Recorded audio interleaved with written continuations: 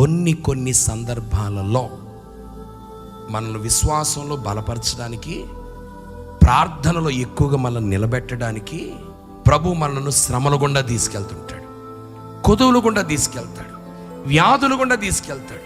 ఆయన ఎటువైపు తీసుకెళ్ళినా నాయకుడిగా ఆయనకు అప్పగించుకుని, ప్రభు నువ్వు ఎటు తీసుకెళ్ళినా ఇక వందనాలయ్యా.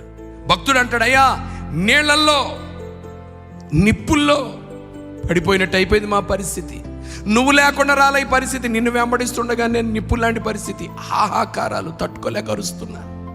నీళ్ళ లాంటి పరిస్థితి. నీళ్ళ విషయం ఏంటంటే లోతు తెలియదు, అది ఎంత ఉంటుందో నీళ్ళకు లోతు తెలియదు. లోతు మీద లోతు అయ్యా. నిన్నటి కంటే ఈరోజు బాధ, మొన్నటి కంటే ఈరోజు బాధ మీద బాధ పెరిగిపోతుందయ్యా. లోతులోకి వెళ్ళిపోతున్నా. అమ్మా, దేవుడే నిన్ను నడిపిస్తున్నాడు కొన్ని అనుభవాలు గుండా. నువ్వు ఎప్పుడు కూడా ఫెయిల్ అయ్యే వ్యక్తివి కాదు, ఫెయిల్ అయ్యావు. పోగొట్టుకునే వ్యక్తివి కాదు, పోగొట్టుకున్నావు. నీ చెయ్యి కానీ ఎప్పుడు ఖాళీగా ఉండేది కాదు, సమృద్ధి ఉండేది. ఇప్పుడు ఏమీ లేని వ్యక్తిగా అయిపోయావు. ఈ రోజున ప్రభు నిన్ను అనుభవం గుండా దేవుడే నిన్ను నడిపిస్తూ ఉన్నాడు. అయితే నువ్వేం చేయాలి తెలుసా? అప్పగించుకోవడమే.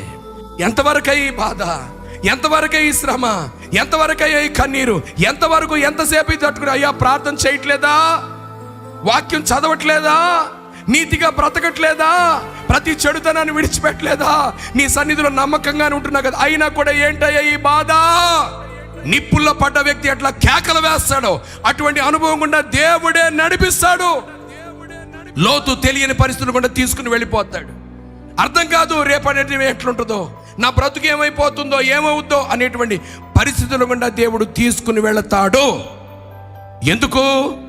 నీకు నాకు ఆత్మ సంబంధమైన అలంకరణ ఇవ్వడానికి, దీనత్వం రావడానికి, దీర్ఘశాంతం రావడానికి, పరిశుద్ధత రావడానికి, ఎక్కువ ప్రార్థన చేయడానికి, దేవుని మీద ఆధారపడడానికి, ఎక్కువగా మందిరంలో ఉండడానికి, దేవుడు దేవుడు దేవుడు దేవుడని దివారాత్రులు ప్రభు నామస్మరణతో నీ ప్రాణాత్మ దేహాలు నింపబడి పరిశుద్ధతలో ఉండాలని ప్రభు ఆ రీతిగా చేస్తూ ఉంటాడు.